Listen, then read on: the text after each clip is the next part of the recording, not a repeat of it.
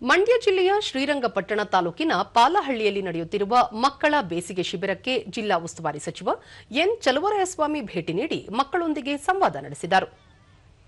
ಇದೇ ಸಂದರ್ಭದಲ್ಲಿ ವಿವಿಧ ಕ್ರೀಡೆಗಳಲ್ಲಿ ಭಾಗವಹಿಸಿದ ಮಕ್ಕಳನ್ನು ಪ್ರೋತ್ಸಾಹಿಸಿದರು. ಈ ವೇಳೆ ಶಾಸಕ ರಮೇಶ್ ಬಂಡಿ ಸಿದ್ದೇಗೌಡ, ಜಿಲ್ಲಾ ಪಂಚಾಯಿತಿ ಮುಖ್ಯ ಕಾರ್ಯನಿರ್ವಹಣಾಧಿಕಾರಿ ಕೆಆರ್ ನಂದಿನಿ ಸೇರಿದಂತೆ ಹಲವರು ಉಪಸ್ಥಿತರಿದ್ದರು. ನಂತರ ಸಚಿವರು ಮಕ್ಕಳಿಗೆ ಶಿಕ್ಷಣದ ಜೊತೆಗೆ ಕಲೆ, ಸಾಹಿತ್ಯದ ಬಗ್ಗೆ ಹೆಚ್ಚು ತಿಳಿ ಹೇಳುವ ಕೆಲಸ ಮಾಡಬೇಕಿದೆ. 4 ದಿನಗಳ ಬೇಸಿಗೆ ಶಿಬಿರದಲ್ಲಿ ಜಿಲ್ಲೆಯಿಂದ 11,000 ಮಕ್ಕಳು ನೋಂದಣಿ ಮಾಡಿಕೊಂಡಿದ್ದಾರೆ. ಇನ್ನೂ ಹೆಚ್ಚಾಗುವ ಸಾಧ್ಯತೆ ಇದೆ. 236 ಗ್ರಾಮ ಪಂಚಾಯಿತಿಗಳಲ್ಲಿ 436 ಕೇಂದ್ರಗಳಲ್ಲಿ ಶಿಬಿರ ನಡೆಯುತ್ತಿದೆ. ಕಳೆದ ವರ್ಷ 15,000ಕ್ಕೂ ಹೆಚ್ಚು ಮಕ್ಕಳು ಶಿಬಿರದಲ್ಲಿ ಪಾಲ್ಗೊಂಡಿದ್ದರು. ಈ ಬಾರಿ ಈ ಸಂಖ್ಯೆ 20,000ಕ್ಕೂ ಹೆಚ್ಚಾಗಲಿದೆ ಎಂದು ತಿಳಿಸಿದರು.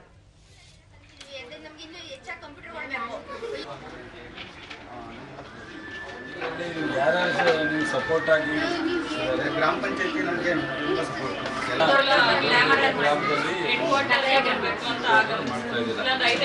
ಸಾಂಕೇತಿಕವಾಗಿ